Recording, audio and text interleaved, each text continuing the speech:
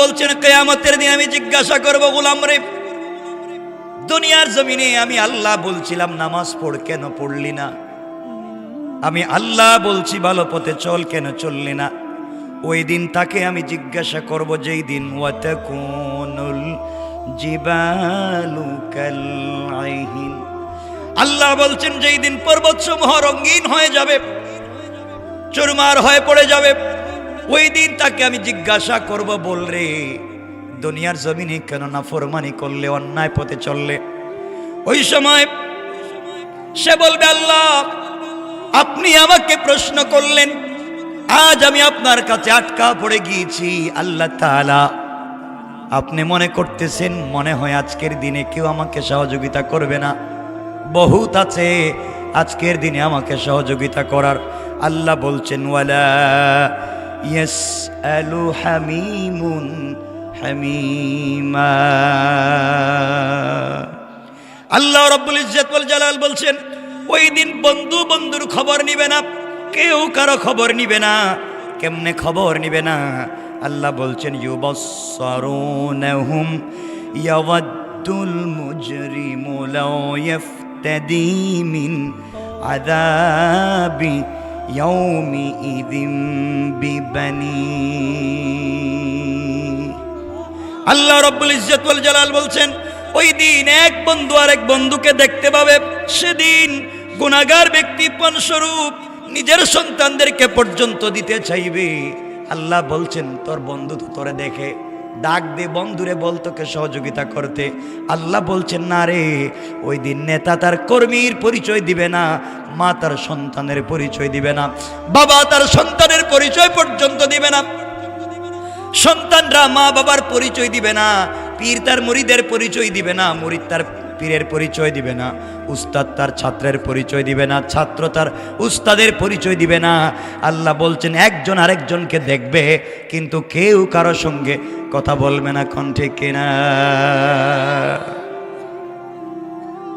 কে বাঁচাবে? আল্লাহর পথে ফিরে আসো, যত গুনাহ করো না কেন। আল্লাহ পাক বলছেন গোলাম কথা দিলাম, যত অপরাধী হো তোকে আমি মাফ করার ওয়াদা দিলাম। তো ফিরে আসতে হবে আল্লাহর কাছে।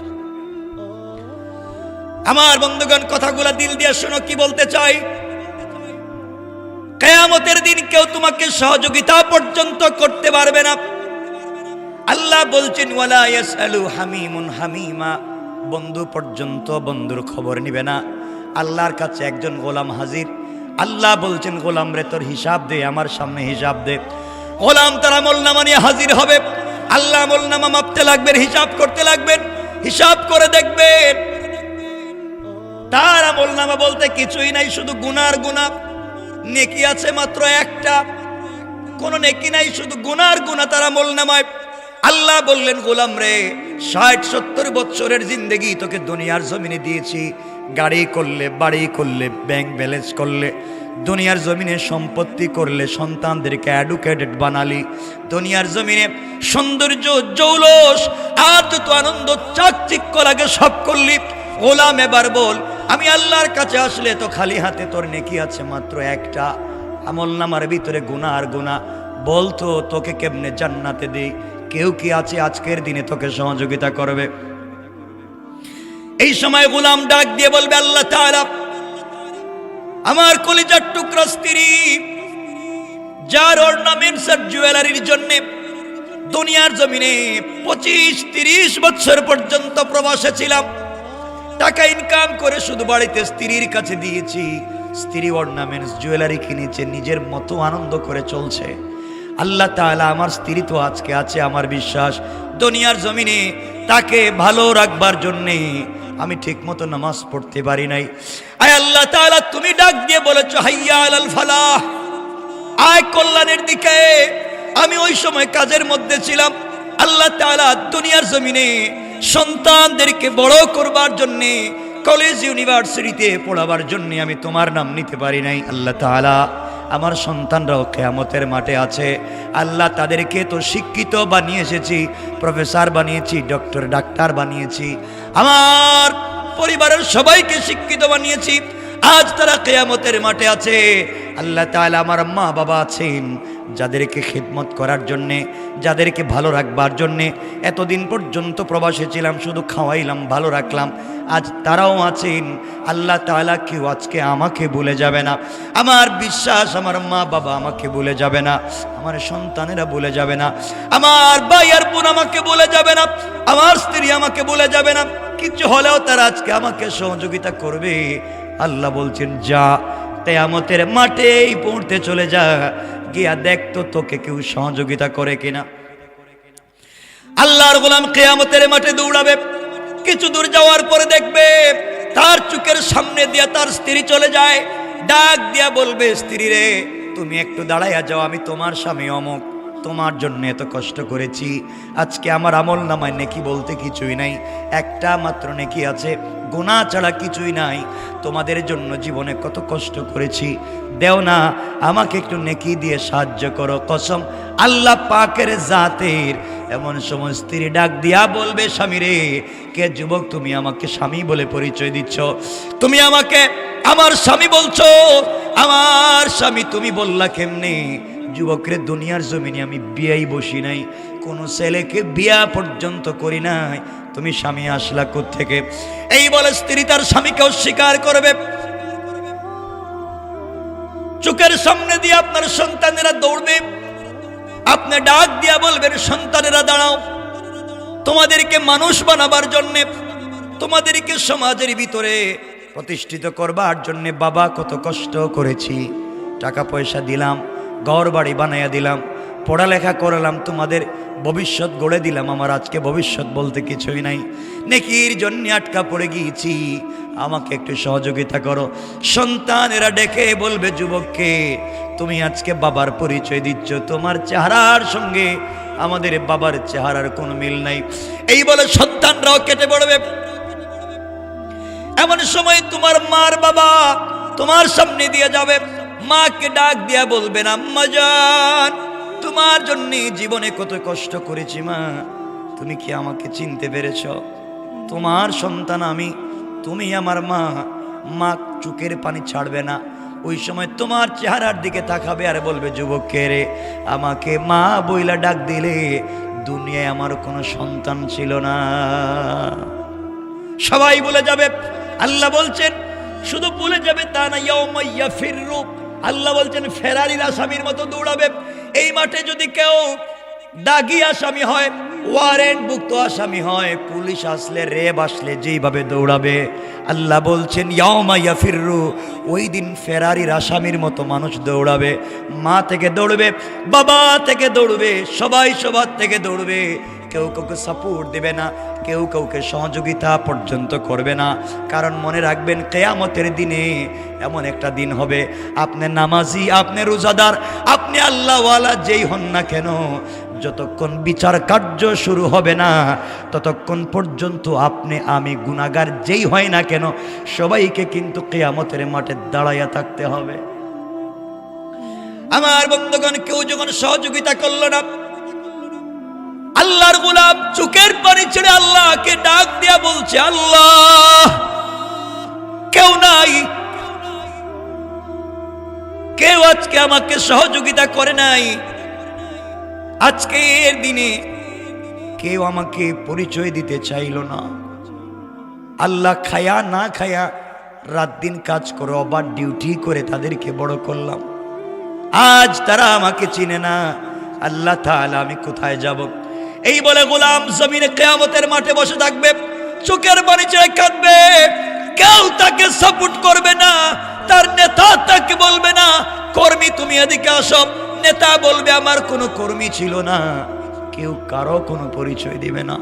এইভাবে যখন দিন চলতে থাকবে আল্লাহ আরেকজনের হিসাব নেবেন, হিসাব দিয়ে কি করলে গোলামের হিসাব আল্লাহ নিবেন, নিয়ে দেখবেন গুনাহ এবং নেকি সমান সমান হয়ে গেছে, যত নেকি তত গুনাহ সমান সমান। আল্লাহ বলবেন গোলাম রে একটা যদি নেকি নিয়ে আসতে পারো তাহলে তোমাকে জান্নাত দেওয়া যাবে, কারণ তোমার সমান সমান হয়ে গেছে, একটা নেকি হলে জান্নাতে যাওয়া যাবে। গোলাম বলবে আল্লাহ তাআলা টেনশন করবেন না, আমার বহুত দেওয়ার মতো আছে, বন্ধু আছে, আত্মীয় স্বজন আছে, বহুত ভাই বেরাদার আছে, মা বাবা আছে, তাদের কাছ থেকে একটা নেকি নিয়ে আসব। আমার বন্ধুগণ, এমন সময় আল্লাহ রব্বুল ইজ্জতুল জালাল বলবেন নিয়ে আয়, কিন্তু জমিনের কিয়ামতের মাঠে দৌড়াবে, কেউ একটা নেকি পর্যন্ত দিবে না, কেউ সহযোগিতা করবে না। চোখের পানি ছেড়ে ছেড়ে কাঁদবে আর বলবে আল্লাহ, আজকের দিনে কেউ আমাকে একটা নেকি দেয় নাই। কিয়ামতের মাঠে দৌড়াবে আর বলবে আল্লাহ, কেউ নাই। এমন সময় সামনে গোলাম গিয়া দেখবে একজন লোক চোখের পানি ছেড়ে বসে বসে কান্না করে। কিরে ভাই, তুমি ওখানে কান্না করো, কি হয়েছে? যুবক ডাক দিয়া বলবে, বাইরে আল্লাহ আমার কাছে হিসাব চাইছিল, আছে মাত্র নেকি একটা, আর গুনার গুনাহ। আত্মীয় স্বজন কতজনের কাছে গেলাম, কেউ আমাকে দিল না। ও বলবে, ভাই আমার লাগবে মাত্র নেকি একটা, তোমার আছে একটা। আমিও আমার আত্মীয় স্বজনের কাছে গিয়েছিলাম, কেউ আমাকে একটা নেকি দেয় নাই।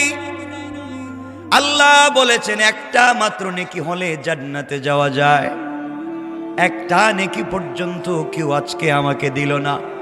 এমন সময়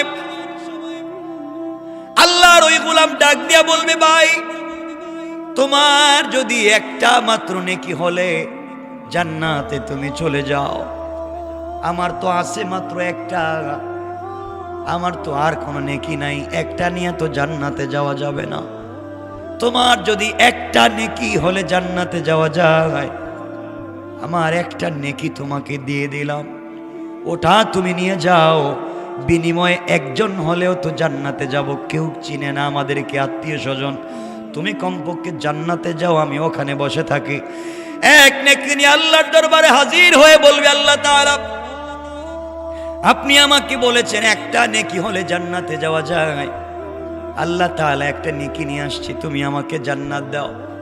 আল্লাহ ডেকে বলবেন, গোলাম রে, বলতো তোকে নেকিটা দিল কে? তোর স্ত্রী দিয়েছে না, সন্তান দিয়েছে না, আত্মীয় স্বজন দিয়েছে না, কে দিল? আয় আল্লাহ, রাস্তার মধ্যে একজন গোলাম আছে মাত্র একটা নেকি নিয়ে কান্না করে, তার আছে মাত্র একটা, আমার লাগবে একটা, আমাকে দিয়ে দিয়েছি, তা নিয়ে হাজির হয়েছি। আল্লাহ বললেন, কিয়ামতের মাঠে তো উদারতার মানবতার পরিচয় দিল, কে আমার কাছে নিয়ে আসো। আল্লাহর দরবারে হাজির করা হবে। আল্লাহ জিজ্ঞাসা করবেন, গোলাম তুমি কেন তাকে একটা নেকি দিয়েছো, তোমার আছে মাত্র একটা? ডাক দিয়া বলবে, আল্লাহ তাআলা আছে মাত্র একটা, আর নাই, এক নেকি নিয়ে জান্নাতে যাওয়া যাবে না। চিন্তা করলাম দুনিয়ার জমিনে যাদের পিছনে সময় নষ্ট করলাম সব ভুয়া, সব বেকার গিয়েছে, আজকে একটা নেকি দেয়া হলো ওই লোকটাকে জান্নাতে যাওয়ার সুযোগ করে দেই, এই সহযোগিতাটুকু আমি করেছি। আল্লাহ রব্বুল ইজ্জতুল জালাল বলবেন, গোলাম রে, কিয়ামতের ময়দানে আমার সামনে তুমি মানবতার দৃষ্টান্ত স্থাপন করতে চাও, তুমি আমার সামনে দাতা সাজতে চাও, এই পৃথিবীতে আমার চাইতে বড় দাতার কেউ নাই, কিয়ামতের মাঠে আমার চাইতে বড় দাতার কেউ নাই রে গোলাম। তুমি একটা নেকি দিয়ে দাতা সাজতে চাও, আমি আল্লাহর চাইতে বড় দাতা দুনিয়ার জমিনে কেউ নাই। তুমি একটা নেকি দিয়া যে মানবতা তুমি দেখিয়েছো, আমি আল্লাহ খুশি হয়ে তোমাকে মাফ করে দিলাম। কিয়ামতের মাঠে তোমার বাবা তোমাকে দেখে নাই, তোমার মা, তোমার সন্তান, তোমার স্ত্রী, কেউ তোমাকে চিনে নাই। এই মাঠে এসে তুমি মানবতা দেখিয়েছ, আমি আল্লাহ রাব্বুল ইজ্জত ওয়াল জালাল তোমার মানবতার উপরে খুশি হইয়া তোমাকে এমন জান্নাতের ফয়সালা করে দিলাম, তোমার হিসাব নিব না, আমলের খাতাও দেখতে চাই না, তোমার জন্য আমি আল্লাহ এতটা জান্নাতের দরজা খুলে রেখে দিলাম। এই জন্য আমার বন্ধুগণ, কিয়ামতের ময়দানে কেউ আপনাকে সহযোগিতা করবে না, একমাত্র আল্লাহ ছাড়া। আত্মীয় স্বজন যাদের পিছনে সময় নষ্ট করবেন, কেউ আপনার আপন হবে না। কিয়ামতের মাঠে যিনি আপনাকে আমাকে চিনবেন, তিনি হলেন আল্লাহ। তিনি কে? কষ্ট হচ্ছে আপনাদের? আমার বন্ধুগণ মনোযোগ দিয়ে শোনেন। এই জন্য আল্লাহ রাব্বুল ইজ্জত ওয়াল জালাল বলছেন, বন্ধু শোনো কি বলতে চাই।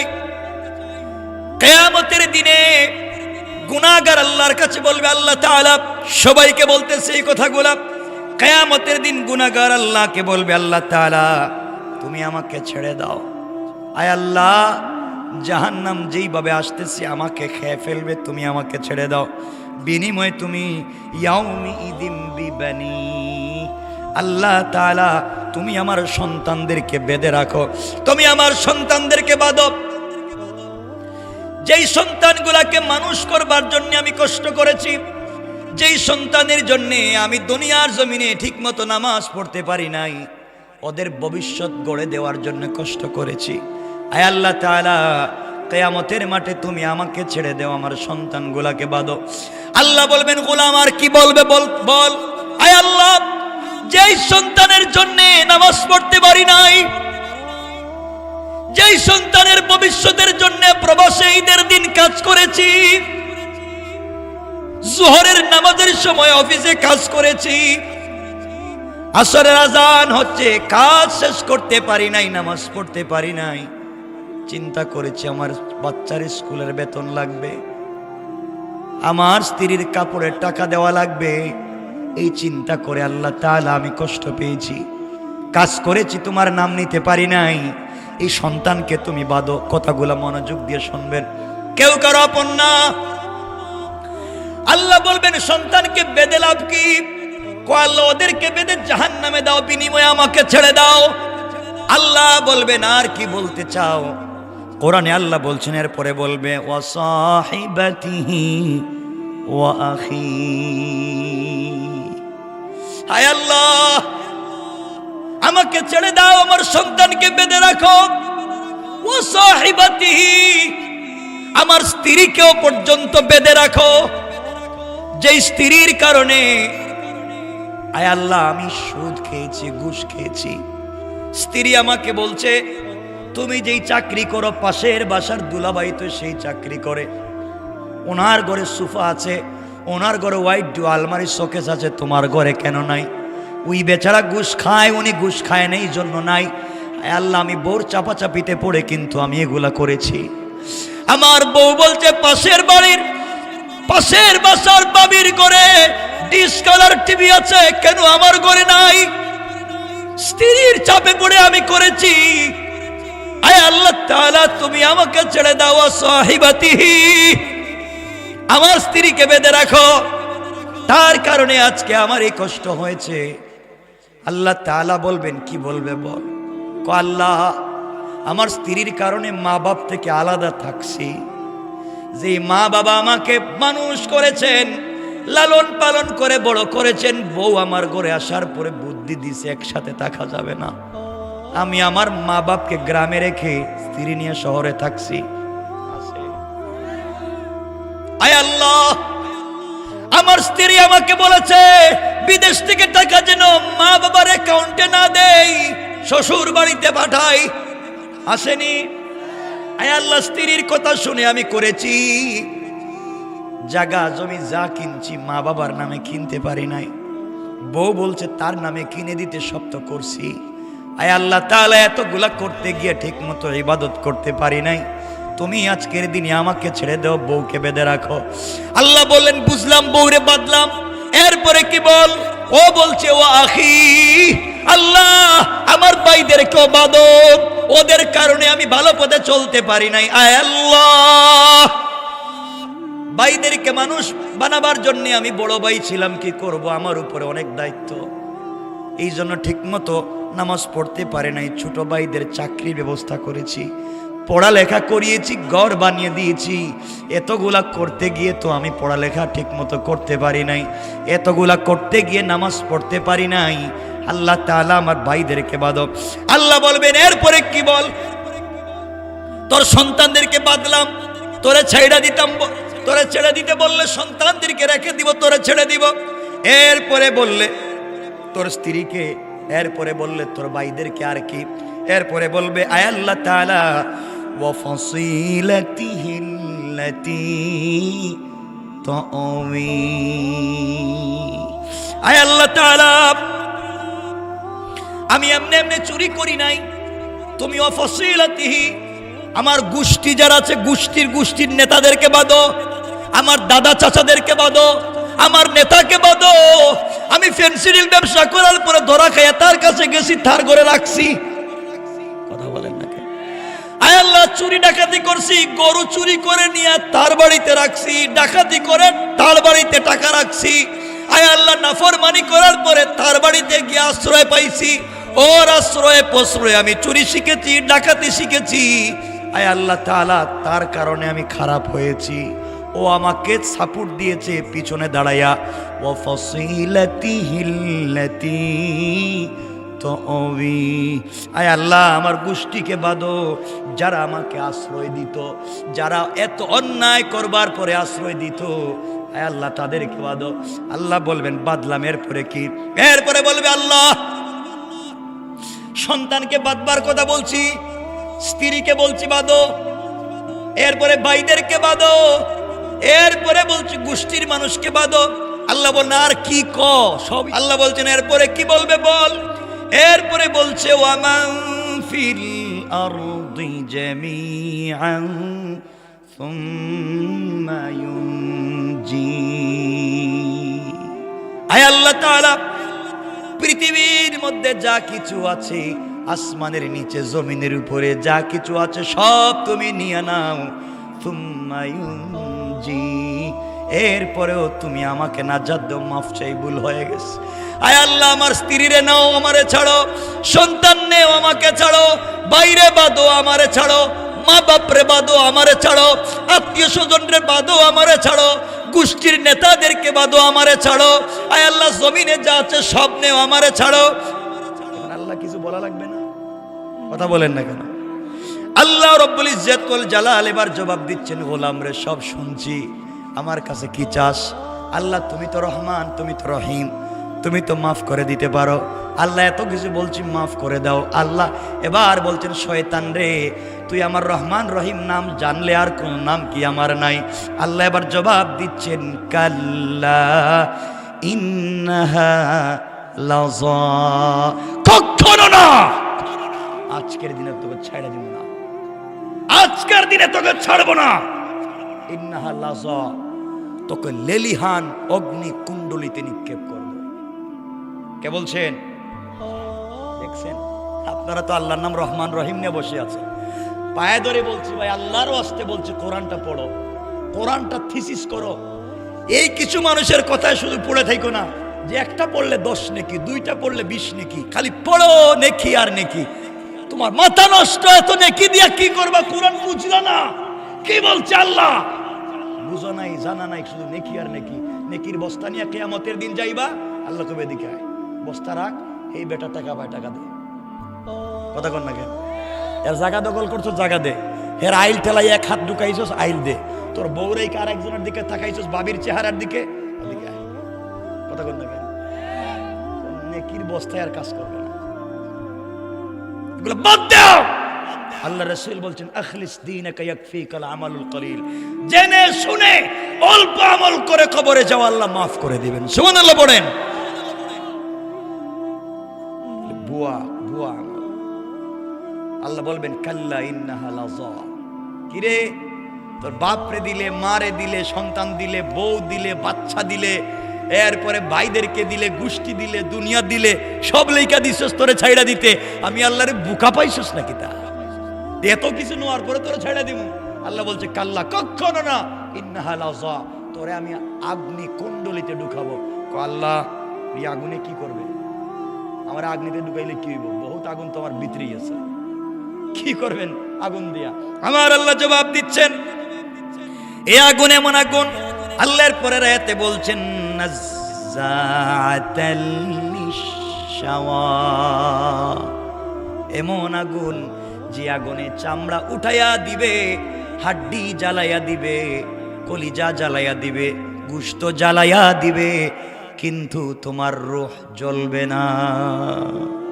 চামড়া জ্বলে যাবে, হাড্ডি জ্বলে যাবে, গোশত জ্বলে যাবে, কলিজা পর্যন্ত জ্বলবে, পায়ের বৃদ্ধাঙ্গুলি থেকে জ্বালানো শুরু করব, মাথার চুল পর্যন্ত জ্বালাবো।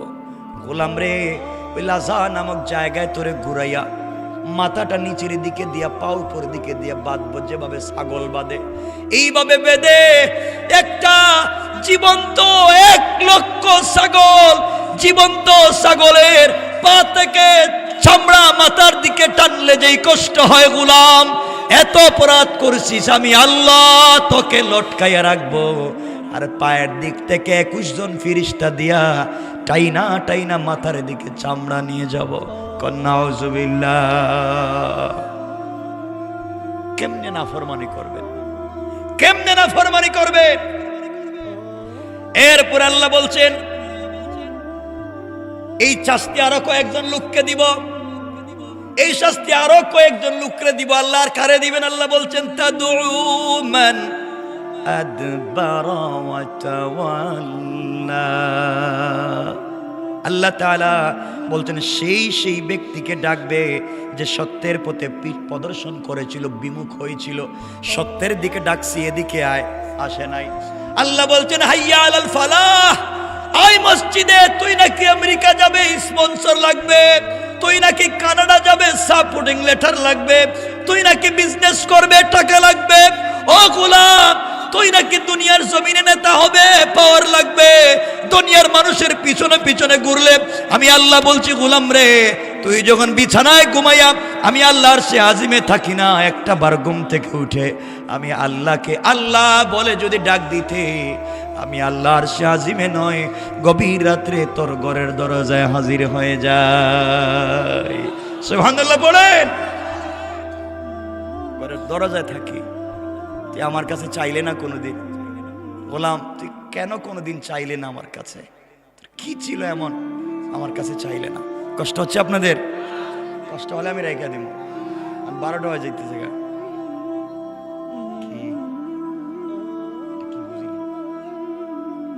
আচ্ছা আচ্ছা, কষ্ট হচ্ছে তো আপনাদের? একটু হাত দেখান এখন, কার কার কষ্ট হইতেছে? আছেন এখনো? এতক্ষণে তো শুধু আয়াতের অনুবাদ করলাম, যা উদ্দেশ্য ছিল। কথাগুলো শুনেন কি বলতে চাই। আজ যুবক তোমাদেরকে বলছি, আমি একটা মেসেজ আমার জীবনে যতদিন বাইচা থাকবো দিয়ে যাও।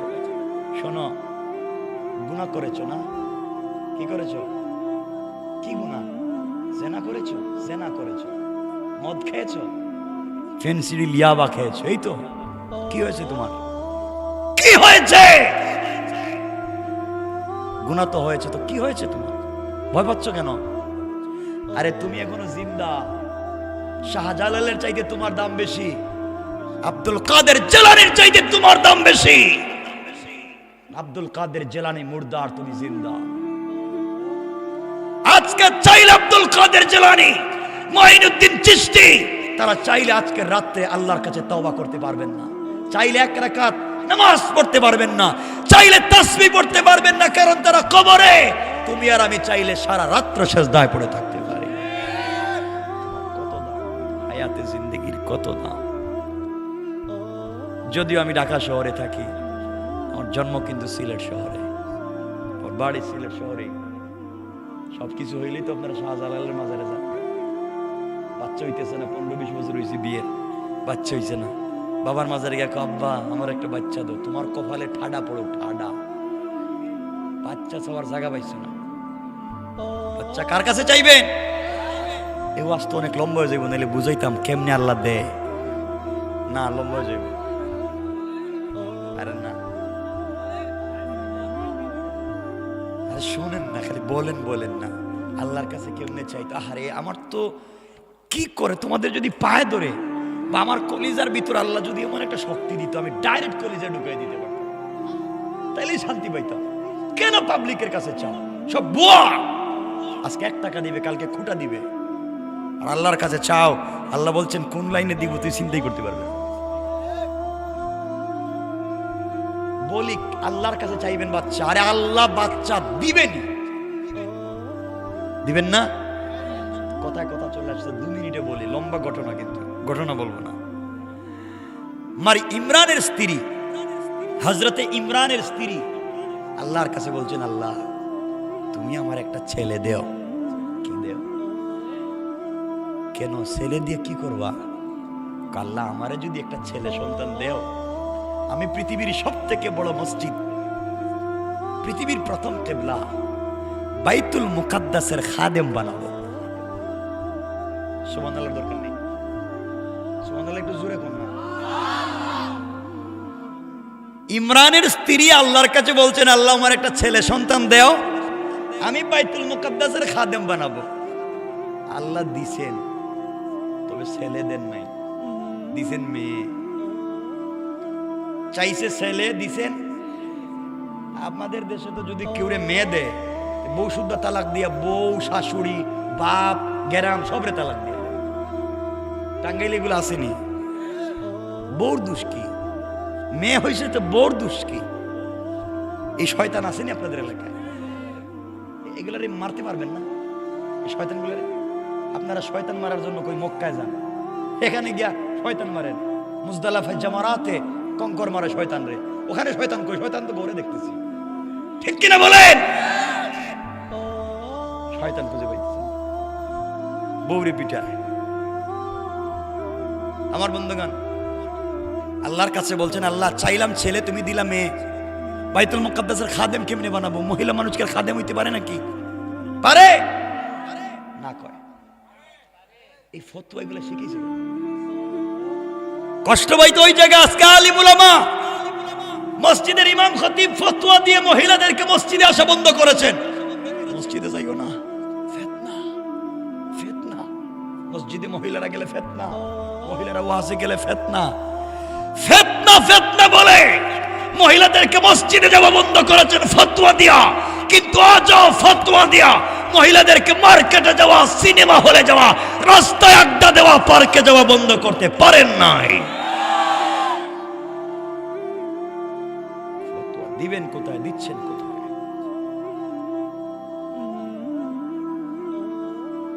কষ্ট পাচ্ছেন আমার কথায়? আজকালকার উলামায়ে কেরাম কষ্ট পাবেন না। মসজিদের ইমাম খতিব মসজিদের মিম্বরে সত্য কথা বলেন না।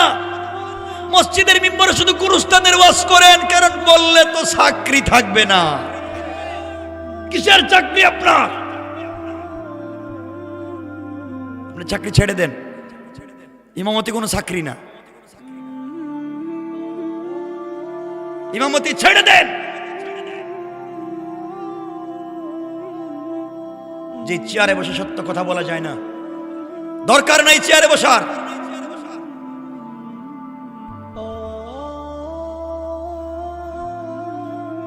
ইমাম সাহেব মসজিদে চিন্তা করছে, আজকে আল্লাহ যা করে সুদের বিরুদ্ধে একটু ওয়াজ করি। নাহমাদু ওয়া নুসাল্লি আলা বলে সুদের ওয়াজ শুরু করছে। ডাইন দিকে তাকায় দেখে সভাপতি, এলাকার সব থেকে বড় সুদুরি। ইমাম সাহেবকে চাকরি তো গেছে কি দেখতেছি, শেষ ওয়াজ পাল্টাইয়া দিছে। যা সুদের ওয়াজ নাই, আজকে একটু ঘুষের ওয়াজ করি। ঘুষ যারা খেয়ে এদেরকে সাইজ করবো। নাহমাদুকা শুরু করছে, বাম দিকে তাকায় দিকে সেক্রেটারি, সাবেক দারোগা।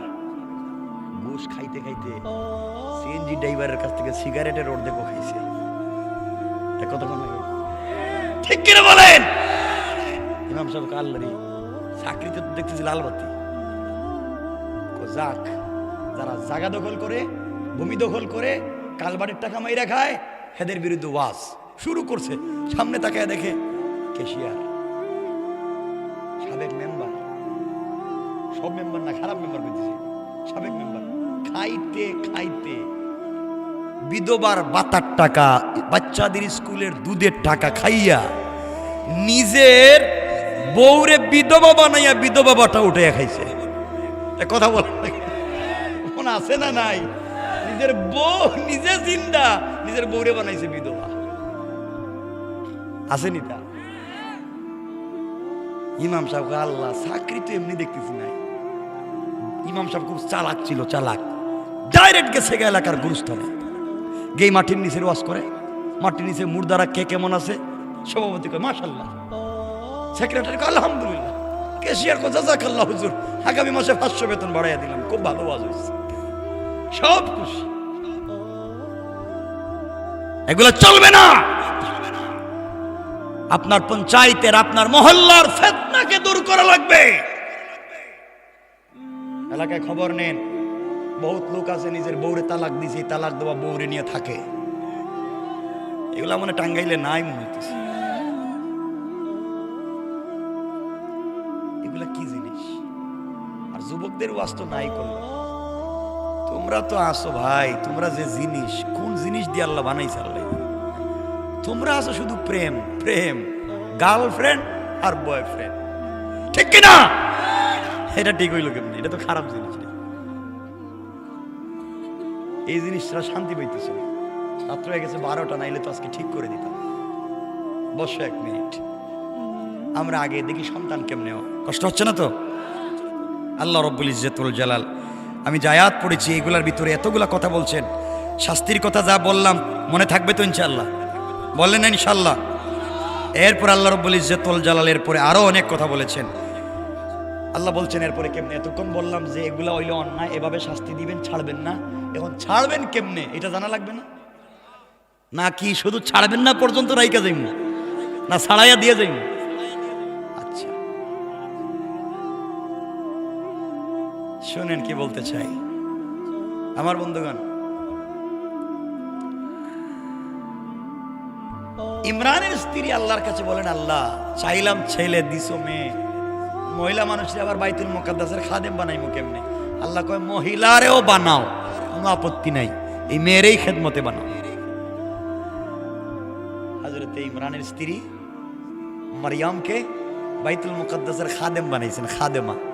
তিনি মসজিদ ঝাড়ু দেন, মসজিদ মুইছা দেন, মানে মহিলা মানুষ মসজিদের খাদেম। আর আপনাদের মসজিদের খাদেম যদি কোনো মহিলারে বানানি দেওয়া যায়, তা তো হইছিলই তো, মানে একটা সিনেমা হল হয়ে যেত। নাউজুবিল্লাহ বলেন। ইমরানের স্ত্রী হযরত মারিয়ামকে বানালেন মসজিদের খাদেমা, খিদমাত করতেছেন। মারিয়াম একটু বড় হয়ে গেলেন, এলাকার মানুষ মিলে মসজিদের পাশে একটা ঘর বানাইয়া দিলেন। তিনি এই ঘরে থাকতেন, মসজিদের খিদমাত করতেন, তাসবিহ তাহলিল করতেন, আল্লাহর নামের জিকির করতেন। মানুষ তার কাছে তেল নিয়ে, পানি নিয়ে দোয়ার জন্য যাইতো, হাত দিয়ে তোফা দিতে, এভাবে চলতেছে। হঠাৎ করে একদিন মারিয়াম বসে আছেন, জিবরিল আমিন আসছেন, আচ্ছা সালাম দিয়ে বলছেন, মারিয়াম কেমন আছো? ভালো আছি, কিন্তু আপনারা চিনলাম না, চেহারাও তো চিনতেছি না। চিনবা না তো? একটা খবর দিতে আইছি তোমারে। কি খবর? কয় তোমার একটা ছেলে হইব, ছেলে। মারিয়াম বলতেছেন আমার কি হইব? ছেলে হবে? হ্যাঁ তোমার একটা ছেলে হবে। মারিয়াম বলতেন কে তুমি? আমার ছেলের কথা বললে, আমার কি বিয়ে হয়েছে নাকি? আমি কোনো পুরুষ মানুষের কাছাকাছি গেছি নাকি? আমার কোনো স্বামী আসেনি যে আমার ছেলে হইব? হবে তো। দেখো আমার সাথে দুষ্টামি করো না, বিয়ে শাদী করি নাই, কোনো ছেলের কাছাকাছি যাই নাই, বাচ্চা হইব কেমনে? জিব্রাইল বলছেন আরে আমার কথা না, আল্লাহ বলছেন তোমার ছেলে হবে। মারিয়াম বললেন তাইলে আপনি কে? আমি তো জিব্রাইল, সুসংবাদ দিতে আসছি। জিব্রাইল কি বিয়া ছাড়া হয়ে যাব? হ্যাঁ, বিয়ে লাগবে না, স্বামী লাগবে না, এরপরও তোমার ছেলে হবে। কেমনে? কইতে এমনি, তুমি কাপড়টা এভাবে করবা আর আমি একটু ফু দিয়ে দিব, ফু দিলেই বাচ্চা হয়ে যাবে। এই জন্যই তো আপনারা পিসাবদের কাছে যান, যখন ফু দেন একটা বাচ্চা হইব। শয়তানি ফু দিছে জিব্রাইল, আর আপনি গেছেন একটা শয়তানের কাছে বৌরিনী, ঠিক কিনা বলেন? জিবরিল আমিন ফু দিয়েছেন। যাই হোক, অনেক লম্বা। হযরত মারিয়ামকে বলছেন, মারিয়াম তোমার একটা সন্তান হবে, ছেলে। আল্লাহ বলছেন আমি ছেলে দিয়ে কি করবো? বিয়ে শাদী কিছু নেই। এমন না, তোমার ছেলের নামও আল্লাহ রাইখা দিছেন, ছেলের নাম হবে ঈসা। সুবহানাল্লাহ বলেন। আচ্ছা, এরপরে এই ছেলেকে আল্লাহ নবী এবং রাসূল বানাইবেন। এই ছেলে জন্ম নেওয়ার সাথে সাথে জোয়ান মানুষের মতো কথা বলবে। আল্লাহ তাকে তওরাত এবং জবুরের হাফেজ বানাবেন। আর কি? আরো আল্লাহ বলছেন তোমার ছেলেকে এমন শক্তি দিবেন, 1000 বছরের পুরোনো গুরুস্থানে গিয়া যদি বলে কুম্বি ইজনিল্লাহ, তাহলে 1 লক্ষ বছরের পুরাতন কবরস্থানের মানুষ জিন্দা হইয়া সালাম দিবে। মারিয়াম বলতেছেন দুষ্টামি হইতেছে এগুলা, আমার বিয়াই নাই, বাচ্চাই নাই, আর সব হয়ে যাইতেছে। আরো আছে। আর কি? কোন কুষ্ঠ রোগ, কুষ্ঠ রোগী যদি তোমার ছেলের কাছে আসে, হাত দিলেই ভালো হয়ে যাবে। আরো অনেক কিছু আছে। মারিয়াম বললেন, দেখো আমার সাথে দুষ্টামি করো না, কিন্তু এগুলো আমি বুঝতেছি না, মানুষ আমার সমালোচনা করবে, মানুষ আমাকে নিয়ে সমালোচনা করবে, বিয়ে শাদী ছাড়া বাচ্চা পাইলাম কেমনে। মারিয়াম, আল্লাহ বলছেন ফাসবরুন জামিল, উত্তম ধৈর্য ধরো। মানুষ তোমার বিরুদ্ধে বদনাম করবে, তুমি তোমার কাজ করে যাও, বদনামের পিছনে পড়ো না, তুমি তোমার কাজ করো, আল্লাহ তোমাকে হেফাজত করবেন। মারিয়াম বলে, আচ্ছা একটা ফু দিয়ে জানতে। হযরতে জিবরিল আমিন ফু দিলেন, চলে গেছেন। কিছুদিন পরে মারিয়াম বুঝতে পারলেন তিনি প্রেগনেন্ট হয়েছেন, তিনি গর্ভবতী হয়েছেন। না সুবহানাল্লাহ, এটা আগামী বছর কেমন? মানুষ চিন্তা করলো, কি আমরা তার কাছে হাদিয়া দিই, পিসাব মনে করি, তার কাছ থেকে ঝাড়ফুঁক নেই, মসজিদের খাদেম বানাইছি, এখন আর প্রেগনেন্ট হইল, বিয়ে নাই শাদী নাই, খাইছে রে, মসজিদের খাদেম হইয়াও কি কাজ করতে পারে? মানুষ সমালোচনা শুরু করছে। আসল ঘটনা তো কেউ জানে না। জিবরিল আমিন বলছে, কাউরে বইল না, ধৈর্য ধরো, ধৈর্য ধরো। মানুষ গালাগালি করতে লাগে। এক পর্যায়ে মসজিদের খিদমতের পথ থেকে সরাইয়া দিয়া জঙ্গলে রাইখা দিল। কই? মারিয়াম জঙ্গলে থাকেন। একদিন হযরতে জাকারিয়া আলাইহিস সালাতু ওয়াস সালামের কাছে খবর গেছে, তার আত্মীয় সে মারিয়ামকে বাইতুল মুকাদ্দাসের খিদমতের পথ থেকে অব্যাহতি দিয়েছেন। হ্যাঁ প্রেগনেন্ট, বিয়েও করে নাই। মারিয়াম, হযরত জাকারিয়া তো পয়গম্বর, লজ্জা লাগবে না? গেছেন দেখতে জঙ্গলে, গেছেন ঠিকই তো মারিয়াম বসে রয়েছে। ও মারিয়াম, এটা কি? এই কাজ কোন মানুষে করে? তুমি আমার আত্মীয়, আমি পয়গম্বর, বাইতুল মুকাদ্দাসের খাদেমা, তুমি আর এই কাজ কেমনে করলা? সাবধান করে দিলাম, আমার নিয়ে আর সমালোচনা করবেন না। মারিয়াম একটু কম, কি কেমনে কি হইছে? শোনো, যাই সমালোচনা করেন, আমার যে বাচ্চা, এই বাচ্চার নাম কিন্তু ঈসা। জাকারিয়া বলেন, ঈসা নাম কে রাখছে? বাচ্চাই তো হইল না, ছেলে নামে জানলেন কেমনে? ছেলে নাম ঈসা। আমার ছেলে জন্ম নিয়ে তোমার মতো কথা বলবে? আমার ছেলে নবী এবং রাসূল হবে, আমার ছেলে তাওরাত জবুলের হাফেজ হবে। কইতে আছে জাকারিয়া, কই কি পাগল হইছ? আরে আমি কইতেছি না, সব জিবরাইল কইছে। জিবরাইল কইছে মানে? তাহলে আল্লাহ কি এগুলো জানে? কয় জানে মানে কি? আল্লাহই তো এগুলো করাইছে। সব শুনছেন। মারিয়াম, আর কি?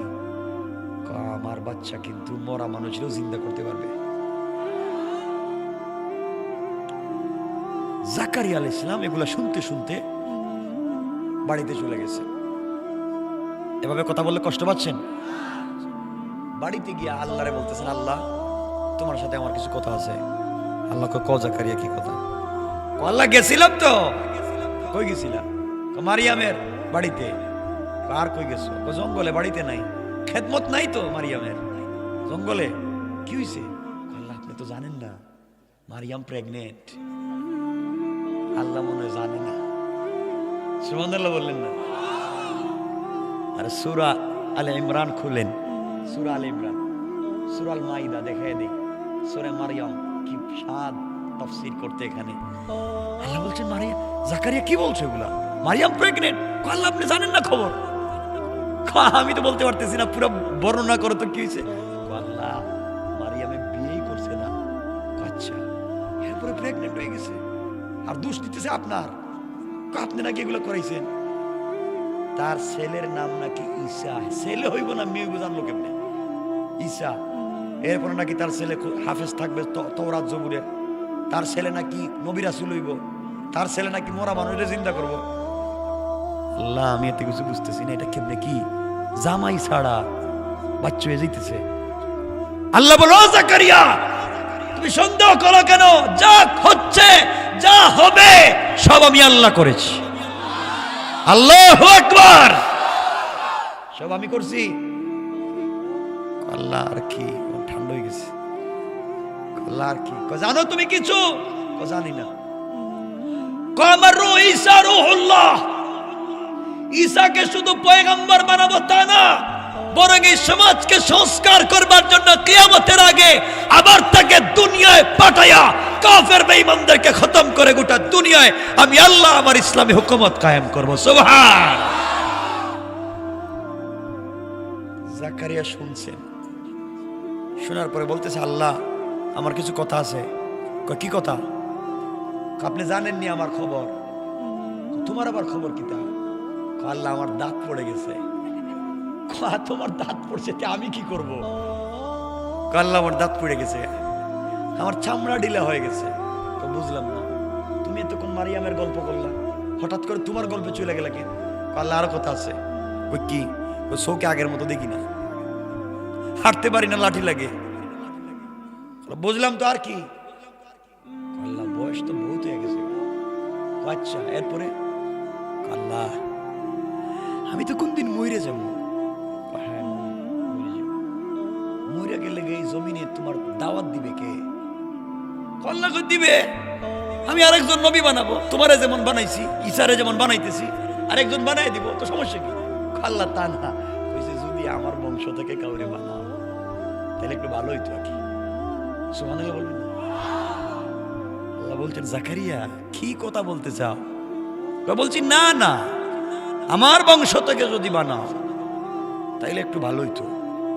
কিন্তু আল্লাহ আমার তো দাঁত পড়ে গেছে, বুড়ো হয়ে গেছি, চামড়া ঢিলা হয়ে গেছে, আগের মতো কাজ কাম করতে পারি না। আল্লাহ কয়, আর কি? আল্লাহ আমার বউ তো বন্দা, আমার স্ত্রী বন্দা, বাচ্চা দিবে না। বুঝলাম না জাকারিয়া, মারিয়ামের কথা বললা, তোমার কথা বললা, বউর কাছে গেলা কেন? আমার বউ তো এখন বাচ্চা টাচ্চা দিতে পারবে না। তো আমারে বললে লাভ কি? না, বলতেছি না আপনারা কি চাইছিলাম যদি আমার একটা বাচ্চা হইতো।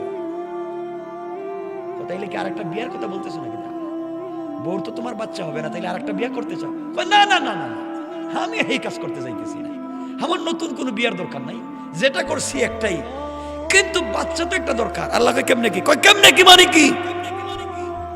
আপনি যদি মারিয়ামকে স্বামী ছাড়া সন্তান দিতে পারো, তাইলে আমার বউরে কেন তুমি দিতে পারো না? সুবহানাল্লাহ বলেন না। আল্লাহ কো, জাকারিয়া এই কথা এত ঘুরে বলতেছো কেন? আল্লাহ বলছেন, জাকারিয়া তুমি বলছো মারিয়াম রে দিছি স্বামী ছাড়া সন্তান, তাইলে তুমি বুড়া হয়ে গেছো, তোমার বউ বন্দা, কেন তোমাকে দিতে পারবো না? এই কথা তো পারলে, এই কথাই তো বলতে চাইতেছি। আমার আল্লাহ বলেন, জাকারিয়া সব বুঝেছি, তোমার মনে বড় আক্ষেপ, তুমি বৃদ্ধ, তোমার স্ত্রী বৃদ্ধা, তোমার স্ত্রী বন্দা, বাচ্চা কেমনে হবে? তোমার বড় শখ একটা যদি বাচ্চা হয়।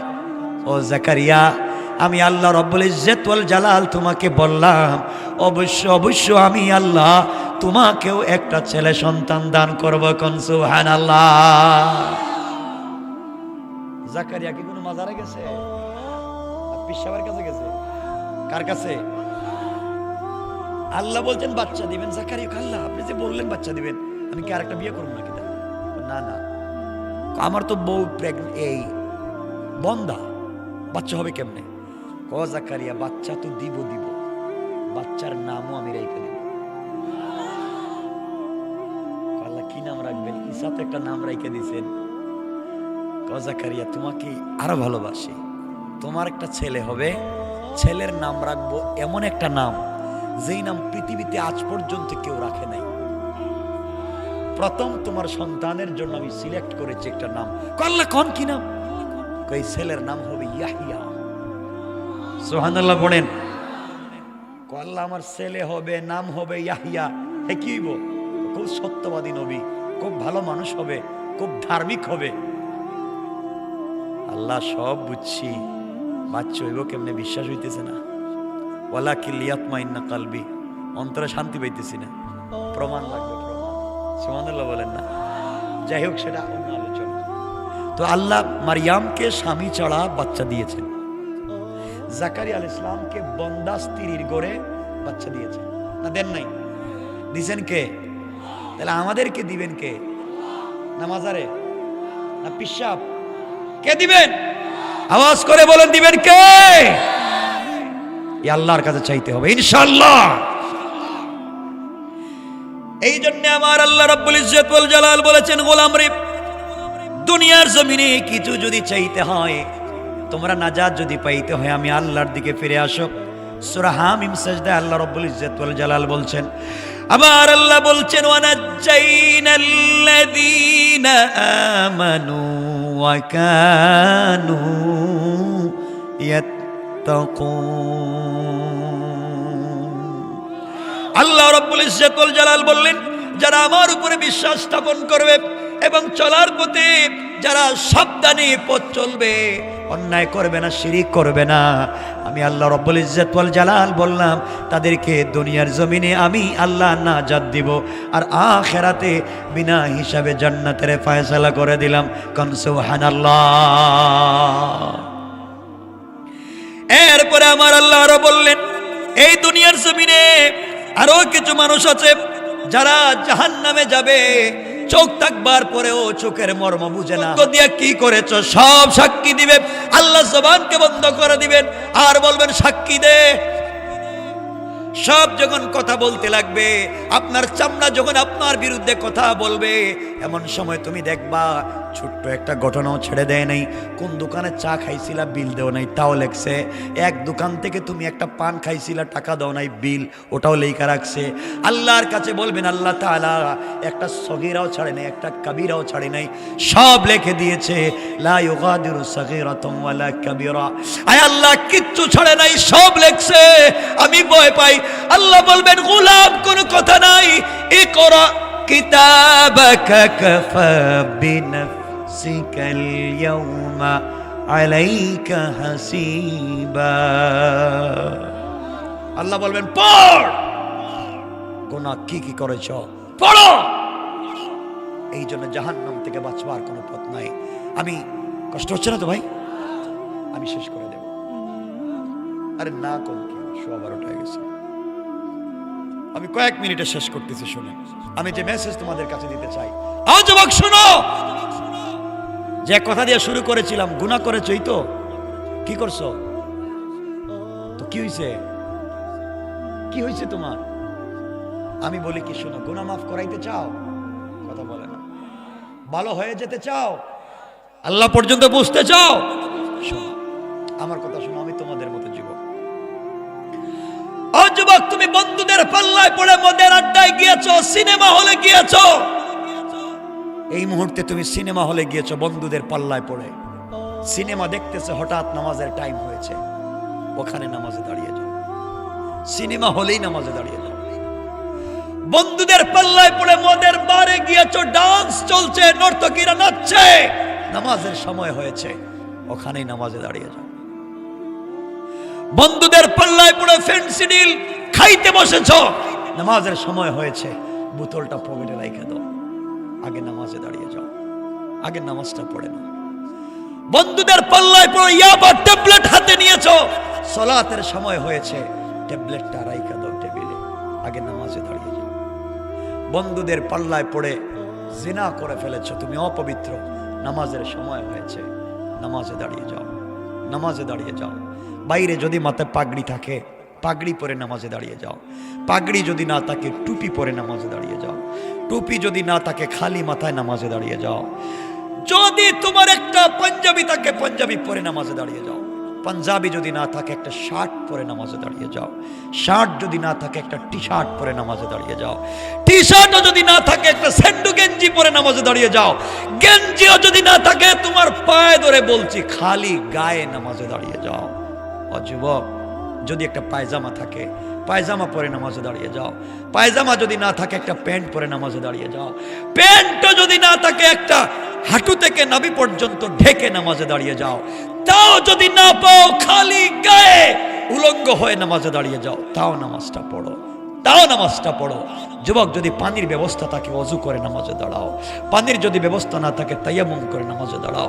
তায়াম্মুমের যদি ব্যবস্থা না থাকে, ওযুর যদি ব্যবস্থা না থাকে, কাপড়ও যদি না থাকে, খালি গায়ে উলঙ্গ হয়ে বিনা ওযুতে বিনা তায়াম্মুমে তাও নামাজে দাঁড়াও, আমি বলছি আল্লাহ বলছেন ইন্নাস সালাতা তানহা আনিল ফাহশাই ওয়াল মুনকার।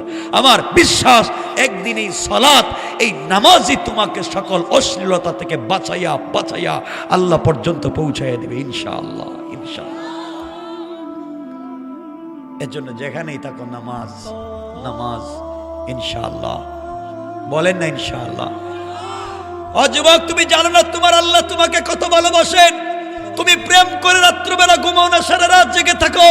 আল্লাহ বলছেন ও গোলাম, আমিও তোকে ভালোবেসে রাত্রে ঘুমাই না। আল্লাহ বলছেন লা তাখুযুহু সিনাতুম ওয়ালা নাওম, আমিও তো রাত্রে ঘুমাই না। আমার নবীর সঙ্গে আল্লাহ প্রেম করেছেন। মাঝে মাঝে আমার নবীকে ডাক দিয়ে বলতেন ইয়া আইয়ুহাল মুদাসসির ইয়া আইয়ুহাল মুজাম্মিল কুম ফানজির ওয়া রাব্বাকা ফাকাব্বির ওয়া সিয়াবাকা ফাতাহির। ও চাদরওয়ালা চাদর খুলো, কম্বলওয়ালা কম্বলের নিচ থেকে বের হও। ও বন্ধু, খাদিজাকে কম্বলের নিচে শোয়া দাও, ফাতেমাকে আরেক জায়গায় শোয়া দাও।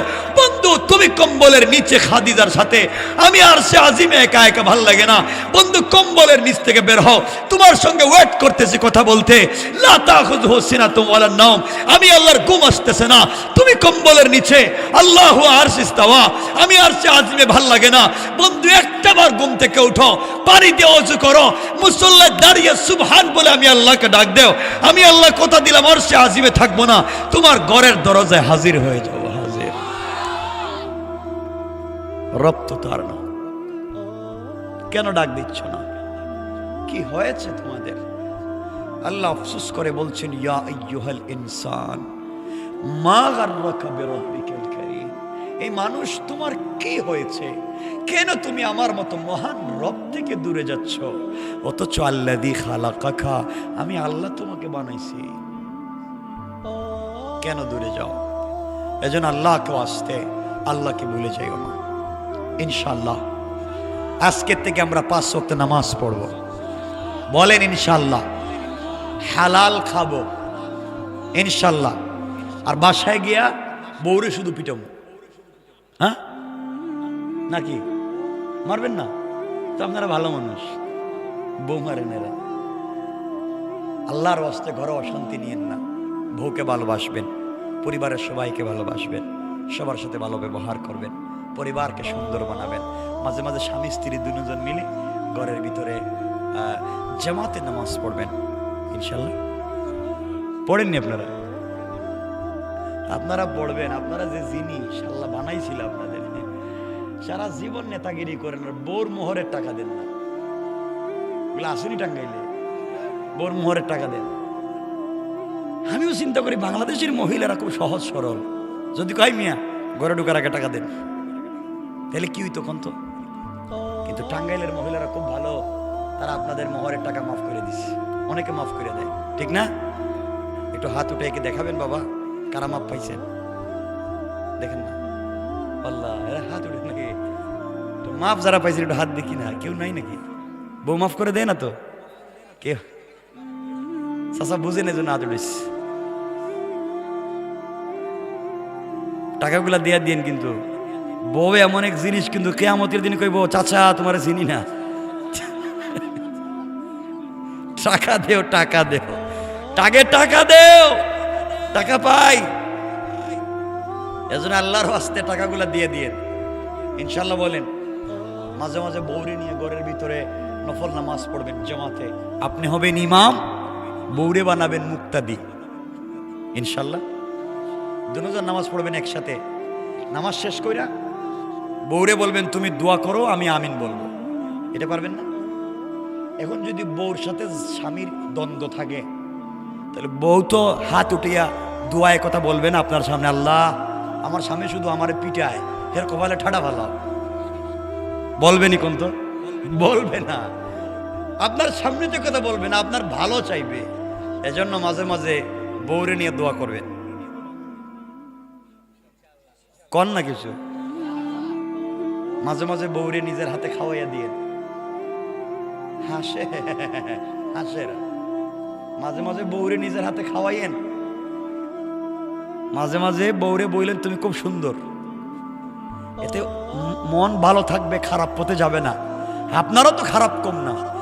চৌকে তো বউরে ভাল লাগে না, শুধু পাশের বাড়ির বাবিরে ভাল লাগে, ঠিক কিনা? এটা ঠিক কয়, খারাপ চিন্তা করো, এগুলা ঠিক না। এগুলোর থেকে ফিরে আসো। আল্লাহ আমাদের সবাইকে ভালো করো। আমরা সবাই ভালো মানুষ হয়ে কবরে যেতে চাই। আমিন।